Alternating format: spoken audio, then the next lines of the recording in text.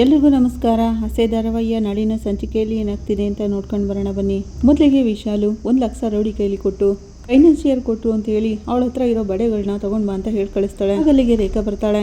ಏನ್ ರೇಖಾ ನೀನ್ ಈ ಕಡೆ ಅಂತ ಕೇಳ್ತಾಳೆ. ಏನಿಲ್ಲ ಅಮ್ಮ, ಇಲ್ಲೇ ಬಂದಿದ್ದೆ, ಹಾಗೆ ನಿನ್ನನ್ನು ನೋಡ್ಕೊಂಡು ಹೋಗೋಣ ಅಂತ ಅನ್ನಿಸ್ತು ಅಂತಾಳೆ. ಈಗಲಾದ್ರೂ ನಿನ್ಗೆ ನನ್ನನ್ನು ನೋಡ್ಬೇಕು ಅನ್ನಿಸ್ತಲ್ಲ, ಬಾ ಊಟ ಮಾಡೋಣ ಅಂತಾಳೆ ವಿಶಾಲು. ಈಗ ತಾನೇ ಬರ್ತಾ ತಿನ್ಕೊಂಡು ಬಂದೆ ಅಂತಾಳೆ ರೇಖಾ. ಆಗಲ್ಲೊಬ್ಬ ಕೆಲಸದವ್ನು ಬಂದು, ಅಕ್ಕ ಟೈಮ್ ಆಯ್ತಕ್ಕ, ಅರ್ಜೆಂಟಾಗಿ ಮ್ಯಾನೇಜರ್ನ ಹೋಗಿ ನೋಡ್ಬೇಕಲ್ಲ ಅಂತಾರೆ. ಅದಲ್ವಾ ಅಂತ ವಿಶಾಲು ಹೇಳ್ತಿರುವಾಗ, ಏನಮ್ಮ ಹೊರಗಡೆ ಹೋಗ್ಬೇಕಂತ ರೇಖಾ ಕೇಳ್ತಾಳೆ. ಇವತ್ತು ನನಗೊಂದು ಸ್ಪರ್ಧೆ ಇದೆ ಅಂತ ಹೇಳ್ತಾಳೆ ವಿಶಾಲು. ಇನ್ನು ಸ್ಪರ್ಧೆನಾ?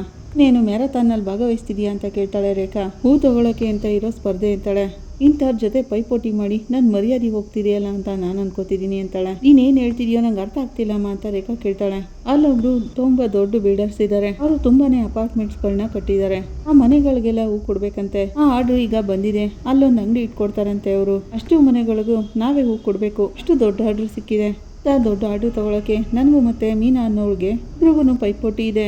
ಆಗ ರೇಖಾ ಮೀನಾ ಅಂತಾನ ಅಂತಾಳೆ. ಹೌದು, ಅದು ಅವಳ ಹೆಸರು ಮಾತ್ರನೇ, ಬಾಯಿ ಮಾತ್ರ ತುಂಬಾನೇ ಜೋರು. ಸಣ್ಣ ಗಾಡಿಲಿ ಎಲ್ರಿಗೂ ಹೂ ತಗೊಂಡು ಕೊಡ್ತಾ ಇರ್ತಾಳೆ. ಈಗ ನನಗ್ ಸರಿಸಮವಾಗಿ ಪೈಪೋಟಿಗೆ ನಿಂತಿದ್ದಾಳೆ ಅಂತಾಳೆ. ಆಗ ರೇಖಾ, ಅಮ್ಮ ನಾನೊಂದು ಹೇಳ ಅಂತಾಳೆ.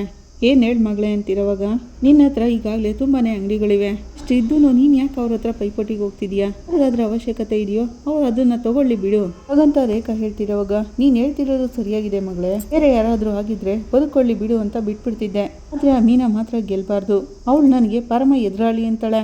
ಅವರು ನಿಮ್ಮನ್ನ ಎದುರಾಳಿ ಅಂತ ಅನ್ಕೊಂಡಿದ್ದಾರ ಅಂತ ರೇಖಾ ಕೇಳ್ತಾಳೆ. ಅವಳು ಅನ್ಕೊಂಡಿದ್ದಾಳೋ ಇಲ್ವೋ ಗೊತ್ತಿಲ್ಲ, ಆದ್ರೆ ಅವಳು ಮಾಡೋ ಕೆಲಸ ಎಲ್ಲ ಮಾತ್ರ ನನ್ಗೆ ಎದುರಾಗೇನೆ ಇರುತ್ತೆ ಅಂತಾಳೆ ವಿಶಾಲು.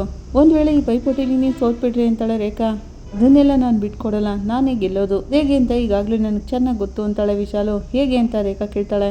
ಅದೇಗೋ ನಿನ್ಗೆ ಯಾಕೆ ಬಿಡು ಅಂತ ವಿಶಾಲು ಹೇಳ್ತಾಳೆ. ಹೇಳಮ್ಮ ಅದೇನು ಅಂತ ರೇಖಾ ಕೇಳ್ತಾಳೆ. ಒಂದು ವೇಳೆ ಅವರು ನಿನ್ಗಿಂತ ಚೆನ್ನಾಗಿ ಹೂ ಕಟ್ಟಿದ್ರೆ ಅಂತ ಕೇಳ್ತಾಳೆ. ಎಷ್ಟೇ ಚೆನ್ನಾಗಿ ಹೂ ಕಟ್ಕೊಟ್ರು ನಾನೇ ಗೆಲ್ಲೋದು ಅಂತಾಳೆ ವಿಶಾಲು.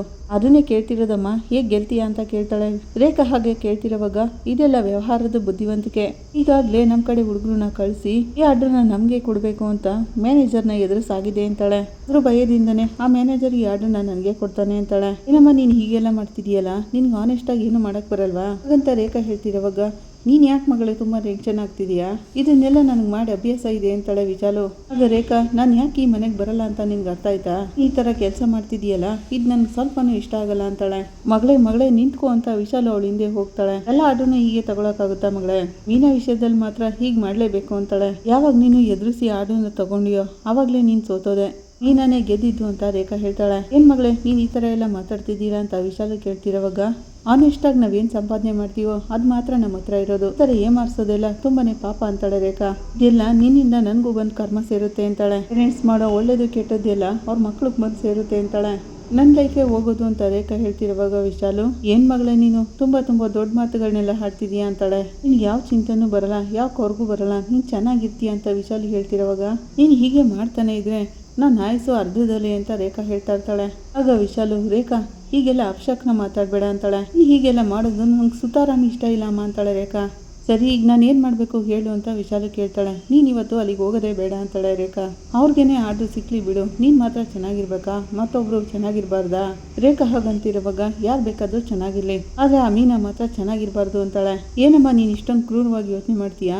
ನಿನ್ನ ನೋಡ್ತಿದ್ರೆ ನನಗೆ ನಿನ್ನ ಜೊತೆ ಮಾತಾಡೋಕ್ಕೆ ಇಷ್ಟ ಆಗ್ತಿಲ್ಲ ಅಂತಾಳೆ ರೇಖಾ. ನಾನು ನಿನ್ನ ಇಲ್ಲಿಗೆ ಬರೋದೇ ಇಲ್ಲ ಅಂತ ರೇಖಾ ಕೋಪ ಮಾಡ್ಕೊಂಡು ಹೋಗ್ತಿರೋವಾಗ, ಮಗಳೇ ಮಾತ್ನಾಲ್ಕು ಕೋಪ ಮಾಡ್ಕೊಂಡು ಓಡೋಗ್ತಿದ್ಯಲ್ಲ ಅಂತಾಳೆ. ಅಕ್ಕ ಅವರು ನಿಂತಾರನೆ ಅಂತ ಅವ್ರ ಹತ್ರ ಕೆಲಸ ಮಾಡೋನು ಹೇಳ್ತಾನೆ, ಹೋಗು ಆ ಕಡೆಗೆ ಅಂತ ವಿಶಾಲು ಹೇಳ್ತಾಳೆ. ಈಗ ಏನ್ ಮಾಡ್ಬೇಕು ಅಂತೀಯ ಮಗಳೇ? ನಾನು ಅಲ್ಲಿಗೆ ಹೋಗ್ಬಾರ್ದು ಅಷ್ಟೇ ತಾನೆ, ನಾನು ಹೋಗಲ್ಲ ಬಿಡು, ಸಾಕ ಅಂತಿರೋವಾಗ ನಿಜವಾಗ್ಲೂನಾ ಅಂತ ರೇಖಾ ಕೇಳ್ತಾಳೆ. ಈಗಿಂತ ನನಗೆ ಇನ್ಯಾವ್ದು ಮುಖ್ಯ ಮಗಳೇ ಅಂತ ಕೇಳ್ತಾಳೆ. ನಿಜವಾಗ್ಲೂನಾ? ಹಾಗಾದ್ರೆ ಆ ಮ್ಯಾನೇಜರ್ಗೆ ಫೋನ್ ಮಾಡಿ ಈ ಆರ್ಡರ್ ಎಲ್ಲ ಬೇಡ, ನನಗೆ ಅವ್ರಿಗೇನೆ ಆರ್ಡರ್ ಕೊಟ್ಬಿಡಿ ಅಂತ ಹೇಳು ಅಂತಾಳೆ. ಅದನ್ನೆಲ್ಲ ನಾನು ಯಾಕೆ ಕೇಳಬೇಕು ಅಂತ ವಿಶಾಲು ಕೇಳ್ತಿರುವಾಗ ಮತ್ತೆ ರೇಖಾ ಹೋಗ್ತಾ ಇರ್ತಾಳೆ. ನಾನು ಹೇಳಿಸ್ತೀನಿ, ಆ ಮ್ಯಾನೇಜರ್ಗೆ ಫೋನ್ ಮಾಡಿ ಯಾರು ಬೇರೆ ಯಾರಿಗಾದ್ರೂ ಕೊಟ್ಕೊಳ್ಳಿ ಅಂತ ಹೇಳ್ಬಿಡು ಅಂತಾಳೆ ವಿಶಾಲು. ಓಕೆನಾ ಅಂತ ಮಗಳ ಹತ್ರ ಕೇಳ್ತಾಳೆ. ಈ ಕಡೆ ಮೀನಾ ದೇವ್ರ ಕೈ ಮುಟ್ಟು ಹೂಗಳನ್ನೆಲ್ಲ ಮ್ಯಾನೇಜರ್ ಹತ್ರ ತಗೊಂಡೋಗೋಕೆ ರೆಡಿಯಾಗಿರ್ತಾಳೆ. ಅವಳು ಹೋಗ್ತಿರುವಾಗ ಸೂರ್ಯನ್ಗೆ ಡ್ಯಾಶ್ ಹೊಡಿತಾಳೆ. ಸಾರಿ ಗಮನಿಸ್ಲಿಲ್ಲ ಅಂತಾಳೆ. ಅದೆಲ್ಲ ಪರವಾಗಿಲ್ಲ, ಏನು ಇಷ್ಟೊಂದು ಅರ್ಜೆಂಟಲ್ಲಿ ಹೋಗ್ತಿದೆಯಲ್ಲ ಮೀನಾ ಅಂತಾನೆ. ನಾನು ಹೇಳಿದ್ನಲ್ಲಿ ಇವತ್ತೇನೆ ಆ ಫ್ಲಾಟ್ಗೆ ಹೂ ಕೊಡೋದಕ್ಕೆ ಟೆಸ್ಟ್ ಇಟ್ಟಿದ್ದಾರೆ ಅಂತ. ಓ ಹೌದಾ, ಇವತ್ತೇನ ಅದೆಲ್ಲ ಅಂತಾನೆ ಸೂರ್ಯ. ಅಮ್ಮನ ಮನೆಯಲ್ಲಿ ಹೂವು ಎಲ್ಲ ರೆಡಿಯಾಗಿದೆ, ನೀವು ಬರ್ತೀರಾ? ಅಪಾರ್ಟ್ಮೆಂಟ್ವರೆಗೂ ಬಿಟ್ಕೊಟ್ಬಿಡಿ ಅಂತಾಳೆ. ಬಿಡೋಕ್ಕೆಲ್ಲ ಆಗಲ್ಲ ಅಂತಾನೆ ಸೂರ್ಯ. ಯಾಕ್ರಿ ಅಂತ ಕೇಳ್ತಾಳೆ ಮೀನಾ. ಜೊತೆನೇ ಇದ್ದು ನಿನ್ ಟೆಸ್ಟಲ್ಲಿ ಪಾಸ್ ಆದ್ಮೇಲೆ ನಿನ್ ಸಂತೋಷನ ನೋಡಿ ಆಮೇಲೆ ಹೋಗ್ತೀನಿ ಅಂತಾನೆ. ಆದ್ರೆ ನಾನು ಪಾಸ್ ಆಗ್ತೀನೋ ಇಲ್ವೋ ಗೊತ್ತಿಲ್ವಲ್ರಿ ಅಂತಾಳೆ ಮೀನಾ ಖಂಡಿತ ಈ ಆರ್ಡ್ರು ನಿನ್ಗೆ ಸಿಗೋದು ಅಂತಾನೆ ಸೂರ್ಯ. ವಿಶಾಲಮ್ಮ ಬೇರೆ ಇದ್ರಲ್ಲಿ ಇದ್ದಾಳೆ, ಅವಳು ಈ ಆರ್ಡ್ರನ್ನ ತಗೊಳಕ್ಕೆ ಬೇರೆ ಏನ್ ಬೇಕಾದ್ರೂ ಮಾಡ್ತಾಳೆ ಅಂತಾಳೆ ಮೀನಾ. ನೋಡು ಮೀನಾ, ಆ ಅಮ್ಮನ ಹತ್ರ ಹಣ ಪವರ್ ಇನ್ನು ಬೇಕಾದಷ್ಟು ಇಲ್ಲಿ, ಅಂದ್ರೆ ನಿನ್ನ ಹತ್ರ ನ್ಯಾಯ ಅನ್ನೋದಿದೆಯಲ್ಲ ಅದು ಅವಳ ಹತ್ರ ಇಲ್ವಲ್ಲ, ಯಾವಾಗ್ಲೂ ಸತ್ಯನೇ ಗೆಲ್ಲೋದು, ನೋಡ್ತಾ ಇರು ಅಂತಾನೆ. ಅಷ್ಟರಲ್ಲಿ ಫೋನ್ ಬರುತ್ತೆ. ಮ್ಯಾನೇಜರೇ ಫೋನ್ ಮಾಡಿರೋದು, ಲೇಟ್ ಆಗ್ಬಿಡ್ತಾ ಏನು ಅಂತ ಮೀನಾ ಫೋನ್ ತೆಗಿತಾಳೆ. ಸರ್ ಹೇಳಿ ಸರ್, ನಾನು ಈಗಲೇ ಹೊರಡ್ತೀನಿ, ಇನ್ನೊಂದು ಸ್ವಲ್ಪ ಹೊತ್ತಲ್ಲಿ ಅಲ್ಲಿ ಇರ್ತೀನಿ ಅಂತಾಳೆ. ಆಗ ಮ್ಯಾನೇಜರ್ ಬೇಡಮ್ಮ ಅಂತಾರೆ. ಅದನ್ನ ಕೇಳಿ ಮೀನಾ ಶಾಕ್ ಆಗ್ತಾಳೆ. ಈ ಸ್ಪರ್ಧೆ ಬೇಡ ಅಂತ ವಿಶಾಲಮ್ಮ ಹೇಳಿದ್ದಾರೆ, ನಿಮ್ಗೇನೆ ಯಾರು ಕೊಡೋದು ಅಂತ ಈಗ ಕನ್ಫರ್ಮ್ ಆಗಿದೆ ಅಂತಾರೆ. ಹೌದಾ ಸರ್, ತುಂಬಾ ಥ್ಯಾಂಕ್ಸ್ ಸರ್, ನಾನು ಈಗಲೇ ಬಂದು ನಿಮ್ಮನ್ನ ನೋಡ್ತೀನಿ ಅಂತಾಳೆ ಮೀನಾ. ಸರಿನಮ್ಮ ಅಂತ ಮ್ಯಾನೇಜರ್ ಅಂತಾರೆ. ಆಗ ಮೀನಾ ಸೂರ್ಯನ ತಪ್ಕೋತಾಳೆ. ಮೀನಾ ಏನಾಯ್ತು ಅಂತಾನೆ ಸೂರ್ಯ. ಲಾಟ್ ಹೂವಿನ ಆರ್ಡರ್ ನನಗೆ ಸಿಕ್ತು ರೀ ಅಂತಾಳೆ ಮೀನಾ. ನೀವು ಸ್ಪರ್ಧೆಗೆ ಹೋಗ್ಲಿಲ್ಲ, ಆಗ್ಲೇ ಸಿಕ್ಬಿಡ್ತಾ ಅಂತಾನೆ ಸೂರ್ಯ. ಹೌದು ರೀ, ಅದನ್ನ ಹೇಳೋದಕ್ಕೆ ಮ್ಯಾನೇಜರ್ ಫೋನ್ ಮಾಡಿದ್ದು. ಆ ವಿಶಾಲಮ್ಮ ಫೋನ್ ಮಾಡಿ ನಾನು ಈ ಸ್ಪರ್ಧೆಗೆ ಬರಲ್ಲ ಅಂತ ಹೇಳಿದ್ರಂತೆ, ಆದ್ರಿಂದ ಈ ಕಾಂಟ್ರಾಕ್ಟ್ ನಮಗೆ ಸಿಕ್ತು ಅಂತಾಳೆ ಮೀನಾ. ಓಹೋ, ಹಾಗಾದ್ರೆ ಆ ಪೋಸ್ಟಲ್ಲೂ ನೀನ್ ಗೆದ್ಬಿಟ್ಯಾ ಮೀನಾ, ಸೂಪರ್ ಅಂತ ಸೂರ್ಯ ಅವಳನ್ನ ಎತ್ಕೊಂಡು ಮೆರೆಸ್ತಾ ಇರ್ತಾನೆ. ನಾನು ಹೇಳಿಲ್ವಾ ಸತ್ಯನೇ ನ್ಯಾಯನೇ ಯಾವಾಗ್ಲೂ ಗೆಲ್ಲೋದು ಅಂತ. ಹಾಗಂತೀನವಾಗ್ಲೇ ರಂಗನಾಥ್ ಅವರು ಅಲ್ಲಿಗೆ ಬರ್ತಾರೆ. ಶಾಂತಿ ಮನೋಜನ್ ಬರ್ತಾರೆ. ಏನ್ರೋ ಇಷ್ಟೊಂದು ಖುಷಿಯಾಗಿದ್ದೀರಲ್ಲ ಅಂತ ಕೇಳ್ತಾರೆ. ಅಪ್ಪ ಮೀನಾಗೆ ಅಪಾರ್ಟ್ಮೆಂಟ್ ಅಲ್ಲಿ ಹೂ ಕೊಡೋ ಆರ್ಡರ್ ಸಿಕ್ತಪ್ಪ ಅಂತಾನೆ. ತುಂಬಾ ಖುಷಿ ಆಗ್ತಿದೆ ಅಮ್ಮ ಮೀನಾ, ಏನೋ ಸ್ಪರ್ಧೆ ಇದೆ ಹೋಗ್ಬೇಕು ಅಂತ ಹೇಳ್ತಿದ್ದೆ ಅಂತಾರೆ. ಹೌದಪ್ಪ, ಆ ಸ್ಪರ್ಧೆಗೆ ಆ ವಿಶಾಲಮ್ಮ ಬರಲ್ಲ ಅಂತ ಹೇಳಿದ್ರಂತೆ, ಅದಕ್ಕೆ ಈ ಆರ್ಡ್ರನ್ನ ಇವಳಿಗೆ ಕೊಟ್ಟಿದ್ದಾರೆ ಅಂತಾನೆ. ಅಯ್ಯಮ್ಮ ಮೀನಾನ ನೋಡಿ ಭಯದಿಂದ ಓಡೋಟೋಗಿದ್ದಾಳೆ ಅಂತಾನೆ ಸೂರ್ಯ. ಆಗ ಅಲ್ಲೇ ಇದ್ದಂತ ಶಾಂತಿ, ವಿಶಾಲ ಖಂಡಿತ ಸ್ಪರ್ಧೆಗೆ ಬರ್ತೀನಿ ಅಂತ ಹೇಳಿದ್ಲಲ್ಲ, ಏನಾಗಿರ್ಬೋದು ಅಂತ ಅರ್ಥ ಆಗ್ತಿಲ್ವಲ್ಲ ಅಂತ ಅನ್ಕೋತಿರ್ತಾಳೆ. ಶುಭಾಶಯಗಳು ಮೀನಾ ಅಂತ ರಂಗನಾಥ್ ಅವರು ಹೇಳ್ತಾರೆ. ಥ್ಯಾಂಕ್ಸ್ ಮಾವ ಅಂತಾಳೆ ಮೀನಾ. ಅಪ್ಪ ಇನ್ಯಾವ ಚಿಂತೆನೂ ಇಲ್ಲ ಅಪ್ಪ, ಮೀನಾಗೆ ಒಳ್ಳೆ ವರಮಾನ ಬರುತ್ತೆ, ಅದು ಯಾವಾಗ್ಲೂ ಬರ್ತಾನೆ ಇರುತ್ತಪ್ಪ ಅಂತಾನೆ. ಆಗ ಶಾಂತಿ ಎಷ್ಟು ಬಂದ್ರೆ ಏನು, ಎಲ್ಲೆಲ್ಲ ಅಂಗಡಿ ಇಟ್ಕೊತಾಳೋ ಅಲ್ಲಿಗೆ ಬಂದು ಯಾರಾದ್ರೂ ಒಬ್ರು ಎತ್ತಿಸ್ತಾನೆ ಇರ್ತಾಳೆ ಅಂತಾಳೆ. ಎಷ್ಟು ದಿನ ನಡೆಯುತ್ತೋ ಏನೋ ಪಾಪ ಅಂತ ಹೇಳ್ತಾ ಇರ್ತಾಳೆ.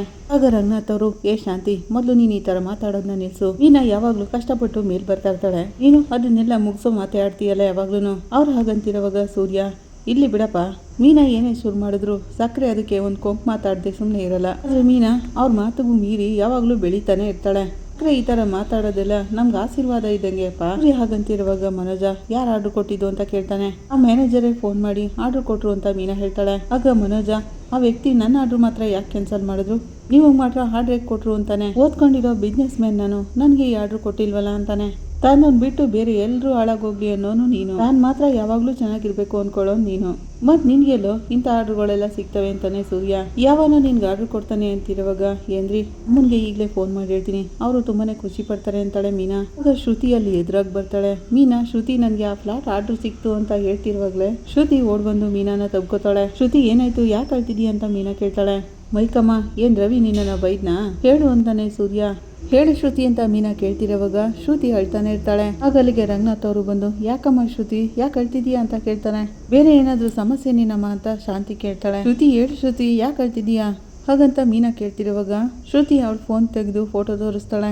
ಅದನ್ನ ಸೂರ್ಯ ನೋಡಿ ಎಲ್ರಿಗೂ ತೋರಿಸ್ತಾನೆ. ಅದನ್ನ ನೋಡಿ ಶಾಂತಿ, ಏನಿದು ರವಿ ಜೊತೆ ಈ ನೀತು ನಿಂತ್ಕೊಂಡು ಫೋಟೋ ತೆಗಿಸ್ಕೊಂಡಿದ್ದಾಳಲ್ಲ, ಯಾರು ಹಾಕಿದ್ದು ಈ ಫೋಟೋನ ಅಂತಿರೋವಾಗ ಸೂರ್ಯ, ಸಕ್ರೆ ಈ ಫೋಟೋ ಹಾಕಿರೋದು ಅನೀತುನೇ ಅಂತಾನೆ. ಆಗ ರಂಗನಾಥ್ ಅವರು, ಸರಿನಮ್ಮ, ಕೆಲ್ಸದ ಸಂಬಂಧವಾಗಿ ಈ ಫೋಟೋನ ಹಾಕೊಂಡಿದ್ದಾಳೆ, ನೀನ್ ಯಾಕಮ್ಮ ಅಳ್ತಿದ್ಯಾ ಅಂತಾರೆ. ಮಾವ ಅದ್ರಲ್ಲಿ ಏನ್ ಹೇಳಿದ್ದಾರೆ ಅದನ್ನ ಮೊದಲು ನೋಡಿ ಮಾವ ಅಂತಾಳೆ ಶ್ರುತಿ. ನಾವಿಬ್ರು ಪ್ರೀತಿ ಮಾಡ್ತಿದೀವಿ, ನಾವಿಬ್ರು ಜೊತೆಗಿರ್ತೀವಿ ಅಂತ ಇರುತ್ತೆ. ಆರ್ಟ್ ಸಿಂಬಲ್ ಹಾಕಿ ಅದ್ರ ಪಕ್ಕದಲ್ಲಿ ರವಿನ ಹಾಕಿರ್ತಾರೆ. ಇದನ್ನೆಲ್ಲ ಓದಿ ಸೂರ್ಯ ಹೇಳ್ತಾನೆ. ಆಗ ಮನೋಜ, ಆ ಹುಡುಗಿ ಜೊತೆ ರವಿ ಅಫೇರ್ ಅಲ್ಲಿ ಇದ್ದಾನ ಅಂತಾನೆ. ಈ ಫೋಟೋ ಹಾಕೊಂಡಿರೋದು ಆ ಹುಡುಗಿ ನೀತು ಕಣೋ, ರವಿ ಬಗ್ಗೆ ಯಾಕೋ ತಪ್ಪಾಗಿ ಮಾತಾಡ್ತಿದ್ಯಾ ಅಂತಾನೆ ಸೂರ್ಯ. ಏನು ಇಲ್ಲದೆ ಈ ತರ ಪೋಸ್ಟ್ ಮಾಡ್ಬಿಡ್ತಾರ ಅಂತಾನೆ ಮನೋಜ. ಆಗ ಶಾಂತಿ, ರವಿ ಆ ತರ ಎಲ್ಲ ಏನು ಇಲ್ವೋ, ಆ ಹುಡುಗಿನೇ ಈ ತರ ಎಲ್ಲ ಹಾಕಿರೋದು, ಯಾಕೆ ಆ ರೀತಿ ಹಾಕಿದಾಳೆ ಅಂತಾಳೆ. ಏನ್ರಿ ರವಿಗೆ ಮದ್ವೆ ಆಗಿದೆ ಅಂತ ಗೊತ್ತಿಲ್ವಾ ಅವಳಿಗೆ, ಆದ್ರೂ ಈ ತರ ಎಲ್ಲ ಪೋಸ್ಟ್ ಮಾಡಿದಾಳಲ್ಲ, ಅಸೆ ಅನ್ನಿಸ್ತಿಲ್ವಾ ಅವಳಿಗೆ ಅಂತ ಮೀನಾ ಕೇಳ್ತಾಳೆ. ಇದಕ್ಕೆ ನಾನು ಹೇಳಿದ್ದು ಮೀನಾ ಅವ್ರೆ, ಅವಳ ಹತ್ರ ಕೆಲಸ ಮಾಡ್ಬೇಡ, ಬಿಟ್ಟು ಬಂದ್ಬಿಡು ಅಂತ.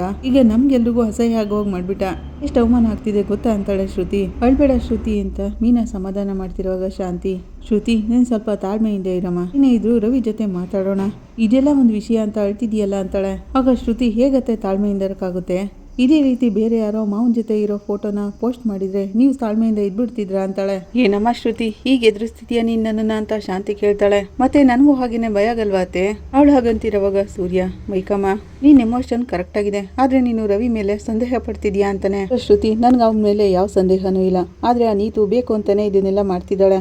ನಾನು ಇದನ್ನೆಲ್ಲ ಅವನ ಜೊತೆ ತುಂಬಾನೇ ಸರಿ ಹೇಳಿದ್ದೀನಿ, ಆದ್ರೆ ಅವನ ಅರ್ಥನೇ ಮಾಡ್ಕೋತಿಲ್ಲ, ನೋಡಿ ಎಲ್ಲಿಗೆ ಬಂದು ನಿಂತಿದೆ ಅಂತ ಶ್ರುತಿ ಹೇಳ್ಕೊಂಡು ಅಳ್ತಿರೋವಾಗ ಅರ್ಥ ಆಗ್ತಿದೆ ಶ್ರುತಿ, ಏನ್ ಮಾಡೋದು ಅಂತ ಮುಂದೆ ಯೋಚನೆ ಮಾಡಿ ನೋಡೋಣ ಅಂತಾಳೆ ಮೀನಾ. ಇಲ್ಲ ಮೀನಾ ಮರಿ, ಇದಕ್ಕೂ ಮೇಲೆ ನಾನು ಇನ್ ಸೈಲೆಂಟ್ ಆಗಿರೋಕ್ಕಾಗಲ್ಲ. ಬಗ್ಗೆ ಇನ್ನೂ ಅವಳಿಗೇನು ಗೊತ್ತಿಲ್ಲ.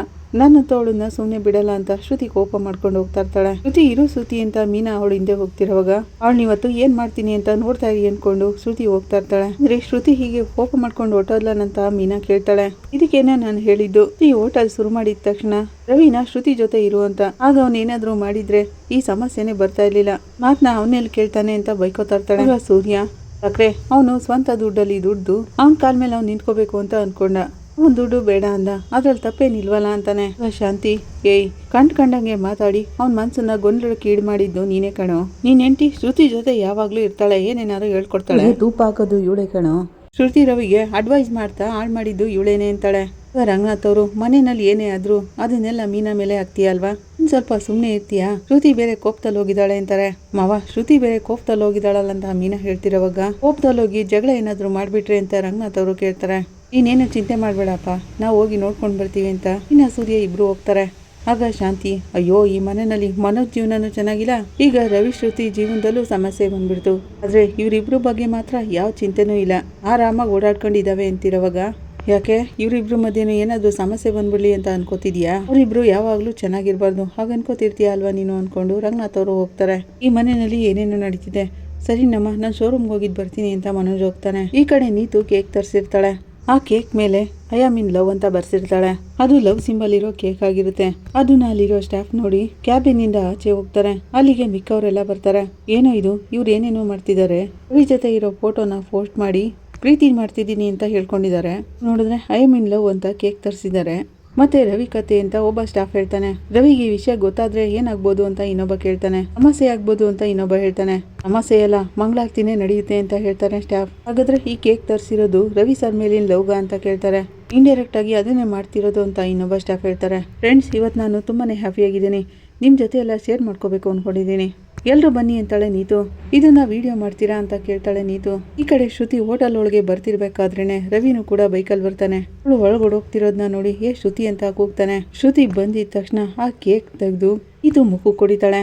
ಏಯ್ what the hell of you that ಅಂತ ನೀತು ಹೇಳ್ತಾಳೆ. ಹೋದ್ಮೇಲೆ ನೋಡಿದ್ರೆ ಏನಾಗ್ಬೇಕು ಗೊತ್ತಾ ಅಂತ ಶ್ರುತಿ ಅವಳಿಗೆ ಹೊಡಿಯಕ್ ಹೋಗ್ತಾಳೆ. ಶ್ರುತಿ ಏನ್ ಮಾಡ್ತಿದ್ಯಾ ಅಂತ ರವಿ ಹಿಡ್ದು ಹೇಳ್ಕೊತಾನೆ. ಏಯ್ ನಿನ್ಗೆ ಹುಚ್ಚಿಡ್ತಿದ್ಯೇನೆ ಅಂತ ಕೇಳ್ತಿರೋವಾಗ ಹೌದು ಕಣೋ ನನ್ಗೆ ಹುಚ್ಚಿಡ್ದಿದೆ, ಇದನ್ನೆಲ್ಲ ನೋಡ್ಕೊಂಡು ಸುಮ್ಮನಿರೋಕ್ಕಾಗಲ್ಲ, ನನಗೆ ಹುಚ್ಚೆ ಹಿಡ್ದಿದೆ ಅಂತಾಳೆ. ಈಗ ಯಾಕೆ ಈ ಥರ ಕೂಗಾಡ್ತಿದ್ಯಾ ಅಂತ ರವಿ ಕೇಳ್ತಾನೆ. ಮಾತಾಡ್ಬೇಡ್ವೋ, ಎಲ್ಲ ನಿನ್ನಿಂದನೇ ಆಗ್ತಿರೋದು, ನೀನ್ ಕೊಟ್ಟು ಸಲಿಗೆಯಿಂದನೇ ಇಷ್ಟೆಲ್ಲ ನಡೀತಿರೋದು. ಇವಳು ಏನ್ ಪೋಸ್ಟ್ ಮಾಡಿದ್ದಾಳೆ ಅಂತ ನೀನ್ ನೋಡ್ತೀಯಾ? ನಿನ್ ಫೋಟೋನ ಪೋಸ್ಟ್ ಮಾಡಿ ತಪ್ಪಾಗಿ ಹೇಳ್ಕೊಂಡಿರೋದು ಅಲ್ಲದೆ ಈಗ ಐ ಆಮ್ ಇನ್ ಲವ್ ಅಂತ ಕೇಕ್ ಬೇರೆ ತರಿಸಿದಾಳೆ. ಇಷ್ಟು ಕೀಳ್ಮಟ್ಟದ ಕೆಲಸ ಮಾಡ್ತಿದ್ರೆ ಇವಳು ಅಂತ ನೋಡ್ತಿದ್ಯಾ ನೀನು? ಕರ್ದಾಗ್ಲೆ ಇದನ್ನೆಲ್ಲ ಬಿಟ್ಟು ನಮ್ಮ ರೆಸ್ಟೋರೆಂಟಿಗೆ ಬಂದಿದ್ರೆ ಇದೆಲ್ಲ ನಡೀತಿತ್ತಾ?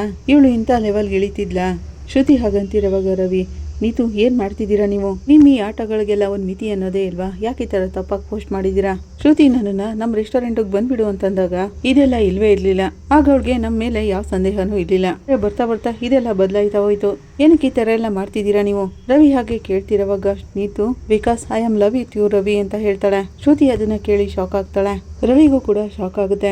ನೀತು ಏನ್ ಲೂಟ್ ತರ ಮಾತಾಡ್ತಿದೀಯಾ? ನನ್ಗೀಗ ಆಲ್ರೆಡಿ ಮದ್ವೆ ಆಗಿದೆ ಅಂತಾನೆ ರವಿ. ಆಗ Neethu I don't care I love you Ravi ಅಂತಾಳೆ. ಅಲ್ಲೇ ಇದ್ದಂತ ಶ್ರುತಿ ಕೋಪ ಮಾಡ್ಕೊಂಡು ಏಯ್ ತಗದ್ ಬಿಟ್ಟ ಅಂದ್ರೆ ಅಂತ ಕಾಪಾಡು ಕುಡಿಯಕ್ ಹೋಗ್ತಾಳೆ. ರವಿ ಅದನ್ನ ತಡೆದು ಶ್ರುತಿ ಬೇಡ ನಾನು ಹೇಳೋದನ್ನ ಕೇಳು ಅಂತಾನೆ. ಆಗ ಶ್ರುತಿ ಏನೇ ನನ್ ಗಂಡನ್ಗೆ ನನ್ ಮುಂದೆನೆ ಐ ಲವ್ ಯು ಅಂತ ಹೇಳ್ತಿದ್ಯಲ್ಲ, ಪ್ರೀತಿ ಮಾಡ್ತೀನಿ ಅಂತ ಹೇಳ್ತಿದ್ಯಲ್ಲ, ಅಸಹ್ಯ ಆಗಲ್ವ ನಿನ್ಗೆ ಅಂತಾಳೆ. ಆಗ ರವಿ ನೀತು ಎಲ್ಲದಕ್ಕೂ ಒಂದ್ ಮಿತಿ ಅಂತ ಇರುತ್ತೆ, ನೀನೇನೋ ಯಾವ್ದೋ ಪ್ರಾಬ್ಲಮ್ಗೋಸ್ಕರ ಅಂತ ರವಿ ಹೇಳ್ತಿರೋವಾಗ ಇಲ್ಲ Ravi I really love with you ಅಂತಾಳೆ. ಆಗ ಶ್ರುತಿ ನಿನ್ನ ಕೊಂದ್ಬಿಡ್ತೀನಿ ಕಣೆ ಅಂತ ಮುಂದೆ ಹೋಗ್ತಾಳೆ. ಆಗ ನೀತು ಮುಂದೆ ಬಂದು ರವಿ ನಾನ್ ನಿಮ್ಮನ್ನ ಲವ್ ಮಾಡಿ ಅಂತ ಕೇಳ್ತಿಲ್ಲ, ಆದ್ರೆ ನಾನ್ ಮಾತ್ರ ನಿಮ್ಮನ್ನ ಯಾವಾಗ್ಲೂ ಲವ್ ಮಾಡ್ತಿರ್ತೀನಿ, ಅದನ್ನ ಯಾರು ತಡೆಯೋಕ್ಕಾಗಲ್ಲ. I love you I love you I love you ಅಂತ ಹೇಳಿ ಹೊರಟೋಗ್ತಾಳೆ. ನೀತು ಆಚೆ ಹೋಗ್ತಿರ್ಬೇಕಾದ್ರೆ ಎದುರಾಗಿ ಮೀನಾ ಮತ್ತೆ ಸೂರ್ಯ ಬರ್ತಾರೆ. ಏನ್ರಿ ನೀತು ಬರ್ತಿದ್ದಾಳಲ್ಲ ಅಂತಾಳೆ ಮೀನಾ. ನೀತು ಕಾರತಿ ಹೊರಟೋಗ್ತಾಳೆ. ಅಲ್ಲ ಮೀನಾ ಅವಳ ಮುಖ ಮೂತಿಗೆಲ್ಲ ಏನೇನೋ ಮೆತ್ಕೊಂಡಿದ್ದಾಳಲ್ಲ ಅಂತಾನೆ ಸೂರ್ಯ. ಈ ಕಡೆ ಶ್ರುತಿ ನೋಡ್ದ್ಯಾ ಏನೇನೆಲ್ಲ ಆಗ್ತಿದೆ ಅಂತ ಹಾಗಂತೇಳಿ ಕೋಪ ಮಾಡ್ಕೊಂಡು ಹೋಗ್ತಾ ಇರ್ತಾಳೆ. ಶ್ರುತಿ ಅಂತ ಹೇಳಿ ರವಿ ಅವಳಿಂದ ಹೋಗ್ತಾ ಇರ್ತಾನೆ. ಶ್ರುತಿ ನಾನು ಹೇಳೋದನ್ನ ಕೇಳು ಅಂತ ರವಿ ಹೇಳ್ತಿರೋವಾಗ ಮಾತಾಡ್ಬೇಡು, ಎಲ್ಲ ಆಗಿದ್ದು ನಿನ್ನಿಂದನೇ, ಸಮಸ್ಯೆ ಇಷ್ಟು ದೂರ ಬರ್ಬೇಕಾದ್ರೆ ಕಾರಣ ನೀನೇನೆ ಅಂತ ಹೇಳಿ ಕೋಪ ಮಾಡ್ಕೊಂಡು ಹೊರಟೋಗ್ತಾಳೆ. ರವಿ ಶ್ರುತಿ ಅಂತ ಹೋಗ್ತಿರೋವಾಗ ಲೇ ಇರೋ ಅಂತ ಹೇಳಿ ಸೂರ್ಯ ಅವ್ನು ಹಿಡ್ಕೋತಾನೆ. ಏನಾಯ್ತು ಏನ್ ನಡೀತಿದೆ ಇಲ್ಲಿ ಅಂತ ಕೇಳ್ತಾರೆ ಸೂರ್ಯ ಮೀನಾ. ಹೋಟೆಲ್ ಓನರ್ ನೋಡಿದ್ರೆ ಕೋಪ ಮಾಡ್ಕೊಂಡು ಕಾರ್ ಹೊತ್ತೋದ್ಲು. ಕುಡಿ ಬೇರೆ ಕೂಗಾಡ್ಕೊಂಡು ಹೋಗ್ತಿದ್ದಾರೆ. ಏನಾಯ್ತು ಹೇಳು ಅಂತಾನೆ ರವಿ ನಡೆದಿದ್ನೆಲ್ಲನೂ ಹೇಳ್ತಾನೆ. ಆಗ ಮೀನಾ ಶ್ರುತಿ ಸರಿಯಾಗಿ ಮಾಡಿದಾಳೆ, ಅಂಥವ್ರಿಗೆಲ್ಲ ಹಾಗೇನೆ ಮಾಡಬೇಕು. ಮೀನು ಹಾಗಂತಿರುವಾಗ, ಹೇ ರವಿ, ನೀನು ಮದುವೆ ಆಗಿರೋನು ಅಂತ ಅವಳು ಗೊತ್ತಿಲ್ವೇನೋ? ಗೊತ್ತಿದ್ದು ನಿನ್ನನ್ನು ಲವ್ ಮಾಡ್ತಿದ್ದಾಳೇನೋ ಅಂತಾನೆ. ಏನೋ ಅರ್ಥ ಆಗ್ತಿಲ್ವೋ ಅಂತ ರವಿ ಹೇಳ್ತಾನೆ. ಆಗ ಮೀನಾ, ನಿಜವಾಗ್ಲೂ ಆ ಹುಡುಗಿಗೆ ಹುಚ್ಚಿ ಹಿಡಿದಿದೆ ಅನ್ಸುತ್ತೆ, ಮದುವೆ ಆಗಿರೋರ್ನ ಅದೇ ಲವ್ ಮಾಡ್ತಾಳೆ ಅಂತಾಳೆ. ನೀನು ಆ ಹುಡುಗಿ ಜೊತೆ ಮಾತಾಡ್ಬೇಕಲ್ವೇನೋ ಅಂತಾನೆ ಸೂರ್ಯ. ನಾನು ಹೇಳ್ದೆ ಕಣೋ, ನಾನು ತಾನೇ ನಿಮ್ಮನ್ನ ಲವ್ ಮಾಡ್ತಿರೋದು, ನಿಮ್ಮನ್ನ ಲವ್ ಮಾಡಿ ಅಂತ ನಾನು ಯಾವತ್ತೂ ಕೇಳಲ್ಲ ಅಂತ ಹೇಳಿದ್ದು ಅಂತಾನೆ ರವಿ. ಈಗ ಸೂರ್ಯ, ಇದೇನಪ್ಪ ಇದು ಯಾವ ಸಿಮ್ಮೆ ಲವ್ ಅಂತಾನೆ. ಈಗ ಮೀನಾ, ರೀ ಇದೆಲ್ಲ ಲವ್ ಅಲ್ಲ ರೀ, ಕೊಬ್ಬು ಹುಟ್ಟಿದೆ ಅನ್ನೋ ಕೊಬ್ಬು ಅವಳಿಗೆ. ನನ್ನ ಕೈಗೇನಾದರೂ ಸಿಕ್ಕಿದ್ರೆ ಮೂತಿ ನೋಡ್ದೆ ಬಾರಿಸ್ತಿದ್ದೆ ಅಂತಾಳೆ. ಮೀನಾ, ಏನ್ ಮೀನಾ, ನೀನ್ ನನ್ನ ಕೆಲಸ ಮಾಡ್ತೀನಿ ಅಂತಿದೀಯಾ? ಇಂಥ ವಿಷಯದೆಲ್ಲ ಮುಂದೆ ಹೋದ್ರೆ ನಮ್ಗೇನೆ ಸಮಸ್ಯೆ ಜಾಸ್ತಿ ಆಗೋದು ಅಂತಾನೆ. ಏನ್ರಿ, ಮದ್ವೆ ಆಗಿ ಇವರಿಬ್ರು ನೆಮ್ಮದಿಯಾಗಿದ್ದಾರೆ, ಆ ಹುಡುಗಿ ಇವರಿಬ್ರು ಜೀವನನೇ ಹಾಳು ಮಾಡ್ತಿದ್ದಾಳಲ್ಲ. ಈಗ ಶ್ರುತಿ ಕೋಪ ಮಾಡ್ಕೊಂಡು ಹೋದ್ಲು, ಈಗ ಇವರಿಬ್ರು ಜೀವನದಲ್ಲಿ ಸಮಸ್ಯೆ ಬಂದ್ಬಿಡ್ತಲ್ಲ ಅಂತಾಳೆ ಮೀನಾ. ಅವಳು ಸುಮ್ಮನೆ ಹೇಳಿದ್ಲಾ ಅಥವಾ ಶ್ರುತಿ ಮೇಲಿನ ಕೋಪಕ್ಕೆ ಆ ರೀತಿ ಮಾಡಿದ್ಲಾ, ನನ್ಗೇನು ಅರ್ಥ ಆಗ್ತಿಲ್ಲ ಅಂತ ರವಿ ಹೇಳ್ತಾನೆ. ಅದೇನೇ ಆಗ್ಲಿ ರವಿ, ಇದೆಲ್ಲ ತಪ್ಪು ರವಿ. ಶ್ರುತಿ ನಿನ್ ಜೊತೆ ಆನೆಸ್ಟ್ ಆಗಿ ಜೀವನ ಮಾಡ್ತಿದ್ದಾಳೆ, ಈಗ ಅವಳು ಕೋಪ ಮಾಡ್ಕೊಂಡು ಬೇರೆ ಹೋದ್ಲು, ಇದು ಎಲ್ಲಿಗೆ ಹೋಗಿ ನಿಂತ್ಕೊಳ್ಳುತ್ತೋ ಏನೋ ಅಂತಾಳೆ ಮೀನಾ. ಅದೇ ಭಯ ಆಗ್ತಿದೆ ಅದಕ್ಕೆ ಅಂತ ರವಿ ಹೇಳ್ತಾನೆ. ಈ ಸಮಸ್ಯೆ ಎಲ್ಲ ಸರಿ ಹೋಗ್ಬೇಕು ಅಂದ್ರೆ ಆ ನೀತುನೇ ಬಂದು ಶ್ರುತಿ ಹತ್ರ ಕ್ಷಮೆ ಕೇಳ್ಬೇಕು, ಅಲ್ಲೇ ಇದಕ್ಕೆ ಕೊನೆ ಅಂತ ಆಗೋದು ಅಂತಾಳೆ ಮೀನಾ. ಆಗ ಸೂರ್ಯ, ಅಯ್ಯೋ ಈಗಾಗ್ಲೇ ಮನೆಯಲ್ಲಿ ಆ ಪೆಂಗಿನ ಡೈವರ್ಸ್ ಕೇಸ್ನೇ ನೋಡಕ್ ಆಗ್ತಿಲ್ಲ, ಈಗ ಈ ಓನರಮ್ಮ ಬೇರೆ ನಿನ್ನೆ ಲವ್ ಮಾಡ್ತೀನಿ ಅಂತ ಸಮಸ್ಯೆ ತಂದಿಟ್ಟಿದ್ದಾಳೆ ಅಂತಾನೆ. ಆಗ ಮೀನಾ, ಏನ್ರಿ ಇದನ್ನೆಲ್ಲ ಇಲ್ಲಿಗೆ ಬಿಟ್ಬಿಡ್ಬಾರ್ದು, ಆರಂಭದಲ್ಲೇ ಎಲ್ಲಾನು ಸರಿ ಮಾಡ್ಬೇಕು ಅಂತಾಳೆ. ರವಿ, ನೀನ್ ಹೋಗಿ ಶ್ರುತಿನ ಸಮಾಧಾನ ಮಾಡು ಅಂತಾಳೆ ಮೀನಾ. ಇಲ್ಲಿ ನೀತು ಹತ್ರ ಸಾರಿ ಕೇಳಿಸ್ಬೇಕಲ್ಲ ಅಂತಾನೆ ರವಿ. ಅದನ್ನೆಲ್ಲ ನಾವು ನೋಡ್ಕೋತೀವಿ ಅಂತ ಮೀನಾ ಹೇಳ್ತಾಳೆ. ಇಲ್ಲ ಅದಕ್ಕೆ ನೀತು ತುಂಬಾ ಹಠಮಾರಿ, ಯಾರು ಹೇಳಿದ್ರು ಕೇಳಲ್ಲ ಅವಳು ಅಂತಾನೆ. ಆ ಅಮ್ಮನ ಜೊತೆ ಹೇಗ್ ಮಾತಾಡ್ಬೇಕು ಅಂತ ನಮಗ್ ಚೆನ್ನಾಗ್ ಗೊತ್ತು, ನೀನು ನಂಬರ್ ಮಾತ್ರ ಕಳಿಸು ಅಂತಾನೆ ಸೂರ್ಯ. ನೀನ್ ಹೋಗು ರವಿ, ಶ್ರುತಿ ಹತ್ರ ಹೋಗಿ ಮಾತಾಡಿ ಸಮಾಧಾನ ಮಾಡು, ನಾವಿಲ್ಲಿ ಎಲ್ಲಾನು ನೋಡ್ಕೋತೀವಿ ಅಂತಾಳೆ ಮೀನಾ. ಈ ಕಡೆ ಶೋರೂಮ್ ನಲ್ಲಿ ಮನೋಜ್ ಯೋಚನೆ ಮಾಡ್ತಿರುವಾಗ, ಬ್ರೋ ಈ ರೀಲ್ಸ್ ನೋಡಿ, ಗಂಡ ಹೆಂಡತಿ ಇಬ್ರು ಕಾಮಿಡಿಯಾಗಿ ಎಷ್ಟೊಂದು ಚೆನ್ನಾಗಿ ರೀಲ್ಸ್ ಮಾಡಿದ್ದಾರೆ ಅಂತಾನೆ. ಆಗ ಮನೋಜ ಕೋಪದಲ್ಲಿ ನೋಡ್ತಿರುವಾಗ, ಸಾರಿ ಬ್ರೋ, ನಿನ್ ಲೈಫೇ ಟ್ರಾಜಿಡಿ ಆಗ್ಬಿಟ್ಟಿದೆ, ಇನ್ನು ಈ ರೀಲ್ಸ್ ಬೇರೆನಾ ಅಂತಾನೆ. ಆಗ ಅಲ್ಲಿಗೆ ಛಾಯಾ ಬರ್ತಾಳೆ. ಇದು 3 ತಿಂಗಳು ಅಕೌಂಟ್ಸ್ ನೀವು ನೋಡ್ಲೇ ಇಲ್ಲ ಅಂತಾಳೆ. ಇಷ್ಟೊಂದು ಪೆಂಡಿಂಗ್ ಇದೆಯಾ ಅಂತ ಮನೋಜ ಕೇಳ್ತಾನೆ. ಯಾವಾಗ ಕೇಳಿದ್ರು ನೀವು ಆಮೇಲೆ ನೋಡ್ತೀನಿ ಅಂತ ಹೇಳ್ತಾ ಇದ್ರಿ, 1 ತಿಂಗಳಂತೂ ಮುಟ್ಟೆ ನೋಡಿಲ್ಲ ಅಂತಾಳೆ. ಆಗ ಮನೋಜ, ಈಗಲೂ ಕೂಡ ನಾನು ಅಕೌಂಟ್ಸ್ ನೋಡೋ ಸ್ಥಿತಿಯಲ್ಲಿಲ್ಲ ಛಾಯಾ ಅಂತಾನೆ. ಎಲ್ಲಾನು ನೀನೇ ನೋಡ್ಕೊ, ನನಗೆ ನೋಡೋಕ್ಕಾಗಲ್ಲ ಅಂತಿರುವಾಗ, ಪಾರ್ಕ್ ಫ್ರೆಂಡ್ ಏನಯ್ಯ ನೀನು ಬಿಸ್ನೆಸ್ನ ಚೆನ್ನಾಗಿ ನೋಡ್ಕೋಬೇಕು ಅಂತಿದ್ದೆ, ದೊಡ್ಡ ವ್ಯಕ್ತಿ ಆಗ್ಬೇಕು ಅಂತಿದ್ದೆ, ಇದೆಲ್ಲ ಏನೋ ಬೇಡವಾ ಅಂತಾನೆ. ಅಯ್ಯೋ ಹೋಗಿ ಬ್ರೋ, ನನ್ನ ಲೈಫಲ್ಲಿ ಏನೂ ಇಲ್ಲರಾಗ್ಬಿಟ್ಟಿದೆ ಅಂತಾನೆ ಮನೋಜ. ಸರಿ, ಇನ್ನೂ ಎಷ್ಟು ದಿನ ಅಂತ ಇದನ್ನೇ ಮಾತಾಡ್ತೀರಾ, ಇದು ನಿಮ್ಮ ಡ್ರೈವರ್ಸ್ ಕೇಸ್ ಎಲ್ಲಿಗೆ ಬಂದು ನಿಂತ್ಕೋತು ಅಂತಾನೆ. ಇಲ್ಲಿಗೆ ಹೋಗುತ್ತೆ ಬ್ರೋ, ಎಲ್ಲಿದೆಯೋ ಅಲ್ಲಿಗೆ ಬಂದು ನಿಂತ್ಕೋತು, ಅವಳು ಆ ಕೋರ್ಟ್ನಲ್ಲೂ ಕೂಡ ಎಷ್ಟು ಸುಳ್ಳು ಹೇಳಿದ್ರು ಗೊತ್ತಾ ಅಂತಾನೆ. ಇನ್ನೇನಾಗುತ್ತೆ ಬ್ರೋ, 2 ವರ್ಷ ಅಷ್ಟು ದೊಡ್ಡ ಮನೇಲಿ ಎಲ್ಲರೂ ಇರ್ಬೇಕಾದ್ರೇನೆ ಎಲ್ರಿಗೂ ಸುಳ್ಳು ಹೇಳ್ಕೊಂಡು ಎಮ್ಮರ್ಸ್ಕೊಂಡಿದ್ರು, ಇನ್ನು ಕೋರ್ಟ್ನಲ್ಲಿ ಸುಳ್ಳು ಹೇಳೋದು ಹೆಚ್ಚ, ಹುಡುಗದೆಲ್ಲ ಬಿಡ ತಿಂದಂಗೆ ಬಿಡಿ ಅಂತಾನೆ. ತಿಂದು ಉಗ್ದು ಹೋಗ್ತಾ ಇರ್ತಾರೆ ಅಂತಾನೆ. ಆಗ ಛಾಯಾ, ಸರ್ ನನ್ನ ಕಜ್ಜಿ ಸಿಸ್ಟರ್ ಇದ್ದಾರೆ ಅಂತಿರುವಾಗ, ಏನಮ್ಮ ನೀನು ಎಷ್ಟು ಜನ ಇದ್ದಾರೆ, ಯಾವಾಗಲೂ ಅದನ್ನೇ ಮಾತಾಡ್ತಿರ್ತೀಯಲ್ಲ ಅಂತಾನೆ. ನಾನು ಹೇಳೋದನ್ನ ಕೇಳಿ ಸರ್ ಅಂತಿರುವಾಗ, ಸರಿ ಹೇಳಮ್ಮ ಅಂತಾನೆ ಪಾರ್ಕ್ ಫ್ರೆಂಡ್. ಸರ್ ಅವ್ರಿಗೆ ಈಗಾಗಲೇ ಡಿವೋರ್ಸ್ ಆಗಿದೆ, ನಿಮ್ಗೂ ಕೂಡ ಹೆಂಡತಿ ಬಿಟ್ಟೋಗಿರೋದ್ರಿಂದ ಒಂದು ಮೀಟಿಂಗ್ ಅರೇಂಜ್ ಮಾಡ್ಲಾ ಅಂತಾಳೆ. ಮೀಟಿಂಗ ಏನಕ್ಕೆ ಅಂತ ಮನೋಜ ಕೇಳ್ತಾನೆ. ಹೇಗಿದ್ರು ರೋಹಿಣಿಯವರು ನಿಮ್ ಜೀವನನ ಬಿಟ್ಟು ಹೊರಟೋಗ್ತಾರಲ್ಲ, ಯಾವಾಗಿದ್ರು ನೀವು ಇನ್ನೊಂದು ಮದ್ವೆ ಆಗ್ಲೇಬೇಕು ತಾನೆ ಅಂತಾಳೆ. ಓ ಜೋಡಿ ಮಾಡೋ ಕೆಲಸ ಮಾಡ್ತಿದ್ಯಾ ಅಂತ ಪಾರ್ಕ್ ಫ್ರೆಂಡ್ ಹೇಳ್ತಾನೆ. ಏನ್ ಬ್ರೋ ನೋಡ್ತೀರಾ ಅಂತ ಕೇಳ್ತಿರೋವಾಗ, ಅರೆ ಏನ್ ಬ್ರೋ ನೀವು, ನನ್ಗೆ ಆ ರೀತಿ ಎಲ್ಲ ಐಡಿಯಾನೇ ಇಲ್ಲ ಅಂತಾನೆ ಮನೋಜ. ಅದು ಡೈವರ್ಸ್ ಆಗಿರೋ ಹುಡುಗಿನ ನನಗೆ ಬೇಡವೇ ಬೇಡ ಅಂತಾನೆ. ನಾನ್ ನೋಡೋ ಹುಡುಗಿಗೆ ಮದ್ವೆನೇ ಆಗಿರ್ಬಾರ್ದು, ನಮ್ಮ ಅಮ್ಮನೂ ಕೂಡ ಅದನ್ನೇ ಕೇಳೋದು ಅಂತಾನೆ. ಆಗಲ್ಲಿ ಪಾರ್ಕ್ ಫ್ರೆಂಡು ಫೋನ್ ಹಿಡಿತಾನೆ. ಯಾಕೆ ಸೆಲ್ಫಿ ಕ್ಯಾಮ್ರಾ ಆನ್ ಮಾಡಿದ್ಯಾ ಅಂತ ಕೇಳ್ತಾನೆ ಮನೋಜ. ಅಲ್ಲ ನಿಮ್ಮ ಮುಖನ ನೀವೇ ನೋಡ್ಕೊಳ್ಳಿ ಅಂತ. ನಿಮ್ಗೆ ಡೈವರ್ಸ್ ಆಗಿರೋರು ಬೇಡ್ವಾ, ಈಗ ನೀವೇ ಡೈವರ್ಸ್ ಆಗಿರೋರು ಆಗ್ತಿದ್ದೀರಲ್ಲ, ಮುನ್ನ ಮದ್ವೆ ಆಗೋ ಹುಡ್ಗಿನು ಅದನ್ನೇ ಅಲ್ವಾ ಕೇಳೋದು ಅಂತಾನೆ. ಮನೋಜ, ಬ್ರೋ ನನ್ನನ್ನು ನಂಬಿಸಿ ಏಮಾರಿಸ್ಬಿಟ್ಲವಳು, ಅದಕ್ಕೆ ನಾನೇನ್ ಮಾಡ್ಲಿ ಅಂತಾನೆ. ನಾನು ಇನ್ಮೇಲೆ ಯಾವುದೇ ರೀತಿಯಿಂದಲೂ ಏಮಾರಲ್ಲ ಅಂತಿರೋವಾಗ್ಲೇ ಅಲ್ಲಿಗೆ ವಿಶಾಲು ಮತ್ತೆ ಶಾಂತಿ ಬರ್ತಾರೆ. ಬಾಸ್ ನಿಮ್ಮಮ್ಮ ಬರ್ತಿದ್ದಾರೆ ಅಂತ ಛಾಯಾ ಹೇಳ್ತಾಳೆ. ಏನಮ್ಮ ದಿಢೀರ್ ಅಂತ ಈ ಕಡೆ ಬಂದಿದ್ದೀರಲ್ಲ ಅಂತಾನೆ. ಹೇಳ್ತೀನಿ ಇರು ಅಂತ ಶಾಂತಿ ಹೇಳ್ತಾಳೆ. ಬನ್ನಿ ಆಂಟಿ ಅಂತಿರೋವಾಗ, ಚೆನ್ನಾಗಿದೆಯೇನಪ್ಪ ಅಂತ ವಿಶಾಲು ಕೇಳ್ತಾಳೆ. ಹೇಗೋ ಇದೀನ ಆಂಟಿ ಅಂತ ಮನೋಜ ಹೇಳ್ತಿರೋವಾಗ, ಚಿಂತೆ ಮಾಡ್ಬೇಡಪ್ಪ, ಎಲ್ಲ ಆದಷ್ಟು ಬೇಗ ಸರಿ ಹೋಗುತ್ತೆ ಅಂತಾಳೆ ವಿಶಾಲು. ವಿಶಾಲನೇ ಇಲ್ಲಿಗೆ ಬರಕ್ ಹೇಳಿದ್ದು ಅಂತ ಶಾಂತಿ ಹೇಳ್ತಾಳೆ.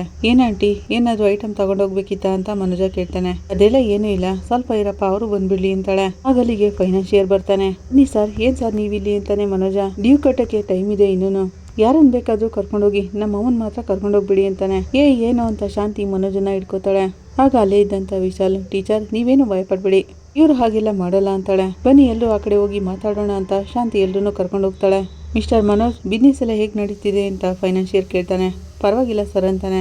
ಮನೋಜ್ ಹಾಗಂತಿರುವಾಗ, ಟೀಚರ್ ನಾನು ಹೇಳಿರ್ಲಿಲ್ವಾ, ಇವರು ನಮಗೆ ತುಂಬಾ ಚೆನ್ನಾಗಿ ಗೊತ್ತಿರೋ ಫೈನಾನ್ಷಿಯರ್. ವಿಶಾಲು ಹಾಗಂತಿರುವಾಗ, ಹೌದು ವಿಶಾಲು, ಅವತ್ತೇ ಮನೆಗೆ ಬಂದಿರ್ಬೇಕಾದ್ರೆ ಇವ್ರು ಹೇಳಿದ್ರು ಅಂತಾಳೆ ಶಾಂತಿ. ವಿಶಾಲಮ್ಮ ನಿಮ್ಮ ಮನೆಯವ್ರ ಬಗ್ಗೆ ಎಲ್ಲಾನು ಹೇಳಿದ್ರು, ಅದು ಅಲ್ಲೇ ಇವರು ನನಗೆ ತುಂಬಾನೇ ಡೀಲ್ಸ್ನಲ್ಲಿ ಹೆಲ್ಪ್ ಮಾಡಿದ್ದಾರೆ ಅಂತಾನೆ. ಅದರಿಂದನೇ ಮನೋಜ್ ಅವ್ರ ಸಾಲ ತೀರ್ಸೋಕೆ ನಾನು ಇನ್ನೂ ಎಕ್ಸ್ಟ್ರಾ ಟೈಮ್ ಕೊಡ್ತಿದ್ದೀನಿ ಅಂತಾರೆ. ಹೌದಾ ಸರ್, ಹಾಗಾದ್ರೆ ಇನ್ನು ತಿಂಗಳ 1 ಲಕ್ಷ ಕಟ್ಟೋದು ಬೇಡವಾ ಅಂತಾನೆ ಮನೋಜ. ಅವಶ್ಯಕತೆ ಇಲ್ಲ, ನೀವು ಟೈಮ್ ತಗೋಬಹುದು ಅಂತ ಫೈನಾನ್ಷಿಯರ್ ಹೇಳ್ತಾನೆ. ಥ್ಯಾಂಕ್ ಯು ಸರ್ ಅಂತ ಮನೋಜ ಹೇಳ್ತಿರುವಾಗ ಟೀಚರ್, ಇವರು ನಿಮ್ಮ ಮನೆಗೆ ಬಂದಿದ್ರಂತಲ್ಲ ಸಾಲ ತೀರ್ಸೋಕೆ, 14 ಲಕ್ಷ ದುಡ್ಡು ಕೊಡ್ತೀನಿ ಅಂದ್ರಂತಲ್ಲ, ನಿಮ್ಮ ಹಸ್ಬೆಂಡ್ ಬೇಡ ಅಂತಂದ್ರಂತೆ. ಹಾಗಂತ ವಿಶಾಲು ಕೇಳ್ತಿರುವಾಗ, ಹೌದು ವಿಶಾಲು, ಬ್ಯಾಂಕಲ್ಲಿರೋ ಮನೆ ಪತ್ರನ ತಗೊಂಡ್ ಬರೋಕೆ ಇವ್ರೇನೋ ಚೆಕ್ ಕೊಡ್ತೀನಿ ಅಂತ ಹೇಳ್ಬಿಟ್ರು, ಆದ್ರೆ ನಮ್ಮ ಮನೆಯವರು ಬೇಡ ಅಂತ ಹೇಳಿದ್ರು ಅಂತಾಳೆ. ಅಣ್ಣ ಯಾಕೆ ಮಾಸ್ಟರ್ ಆ ರೀತಿ ಹೇಳಿದ್ರು ಅಂತ ವಿಶಾಲು ಕೇಳ್ತಾರೆ.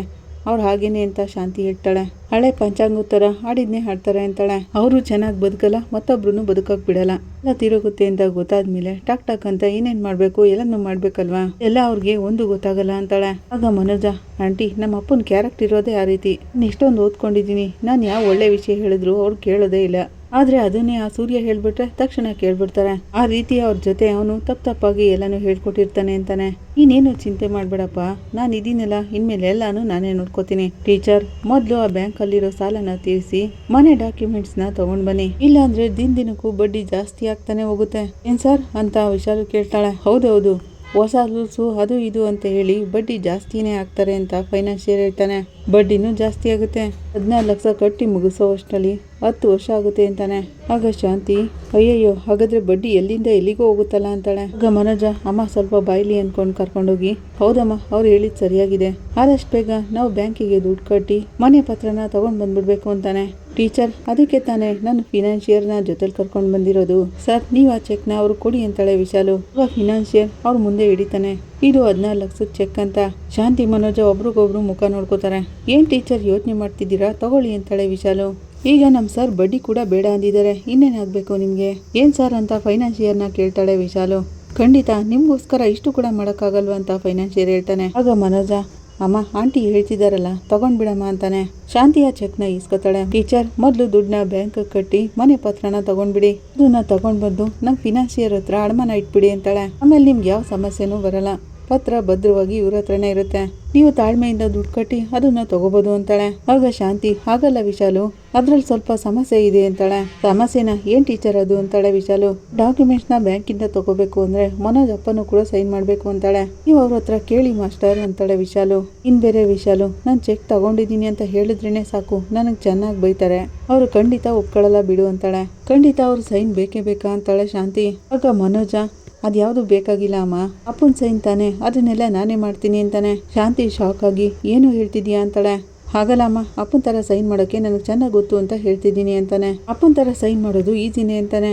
ಆಗ ಅಲ್ಲೇ ಇದ್ದಂತ ವಿಶಾಲು, ಮತ್ತೆ ಯಾಕೆ ಚಿಂತೆ ಮಾಡ್ತಿದ್ದೀರಾ ಮಾಸ್ಟರ್, ನಿಮ್ಮ ಮಗನೇ ನಿಮ್ಮ ಮನೆಯವ್ರ ತರ ಸೈನ್ ಮಾಡ್ತೀನಿ ಅಂತ ಹೇಳ್ತಿದಾರಲ್ಲ, ನೀವು ಮೊದ್ಲೋಗಿ ಡಾಕ್ಯುಮೆಂಟ್ಸ್ನ ತಗೊಂಡ್ ಬಂದ್ಬಿಡಿ ಅಂತಾಳೆ. ಆಗ ಶಾಂತಿ, ಅದು ಬಂದು ಅವ್ರನ್ನ ಏಮರ್ಸ್ದಾಗಲ್ವಾ ಅಂತಾಳೆ. ಆಗ ಫೈನಾನ್ಷಿಯರ್, ನೀವು ಬೇರೆಯವ್ರ ಡಾಕ್ಯುಮೆಂಟ್ಸ್ನೇನು ತಗೊಂಡ್ ಬರ್ತಿಲ್ವಲ್ಲ, ನಿಮ್ಮನೆ ಡಾಕ್ಯುಮೆಂಟ್ಸ್ ತಾನೆ. ಈಗ ನಮ್ಮ ಮನೆಯವ್ರಿಗೆ ಯಾರಿಗಾದ್ರೂ ಕೊರಿಯರ್ ಬರುತ್ತೆ, ಆ ವ್ಯಕ್ತಿಯಲ್ಲಿ ಇಲ್ಲ ಅಂತ ಅಂದಾಗ ನಾವೇ ಸೈನ್ ಮಾಡಿ ತಗೊಳಲ್ವಾ ಅಂತಾನೆ. ಅದೇ ತರ ಇದೂನು ಅಂತ ಫೈನಾನ್ಷಿಯರ್ ಹೇಳ್ತಾನೆ. ಆಗ ವಿಶಾಲು, ಕರೆಕ್ಟಾಗಿ ಹೇಳ್ತಿದ್ದೀರಾ ಸರ್. ಟೀಚರ್, ಏನು ಯೋಚನೆ ಮಾಡದೆ ಮೊದಲು ದುಡ್ಡು ಕಟ್ಟಿ ಮನೆ ಪತ್ರನ ತಗೊಂಡ್ ಬಂದ್ಬಿಡಿ ಅಂತಾಳೆ. ಸರಿ ವಿಶಾಲು ಅಂತ ಶಾಂತಿ ಒಪ್ಕೊಂಡ್ಬಿಡ್ತಾಳೆ. ಈ ನಿನ್ ಸಹಾಯನ ನಾನು ಯಾವತ್ತೂ ಮರೆಯಲ್ಲ, ನಿನ್ನಿಂದ ತುಂಬಾನೇ ಉಪಕಾರ ಆಯ್ತು ಅಂತ ವಿಶಾಲಿಗೆ ಶಾಂತಿ ಹೇಳ್ತಾ ಇರ್ತಾಳೆ. ಏನ್ ಟೀಚರ್, ನೀವು ನಿಮ್ಗೋಸ್ಕರ ಇಷ್ಟು ಕೂಡ ಮಾಡೋಕ್ಕಾಗಲ್ವಾ ನನಗೆ? ಇನ್ನು ಹೋಗ್ತಾ ಹೋಗ್ತಾ ನೋಡ್ತಾ ಇರಿ, ನಿಮ್ಗೋಸ್ಕರ ಏನೆಲ್ಲ ಮಾಡ್ತೀನಿ ನಾನು ಅಂತ. ಸರಿ ಟೀಚರ್, ನಾವಿನ್ ಬರ್ತೀವಿ ಅಂತ ವಿಶಾಲು ಹೇಳ್ತಾಳೆ. ಥ್ಯಾಂಕ್ಸ್ ಆಂಟಿ ಅಂತ ಮನೋಜ ಹೇಳ್ತಾನೆ. ಫೈನಾನ್ಷಿಯರ್, ನೋ ವರೀಸ್, ಮೊದಲು ದುಡ್ಡು ಕಟ್ಟಿ ಅಂತ ಹೇಳ್ಬಿಟ್ಟು ಹೋಗ್ತಾನೆ. ಇಲ್ಲಿಗೆ ಸಂಚಿಕೆ ಮುಕ್ತಾಯ ಆಗುತ್ತೆ. ನಿಮ್ಗೆ ಇಷ್ಟ ಆದರೆ ಲೈಕ್ ಮಾಡಿ, ಕಮೆಂಟ್ ಮಾಡಿ, ಸಬ್ಸ್ಕ್ರೈಬ್ ಮಾಡಿ. Thank you.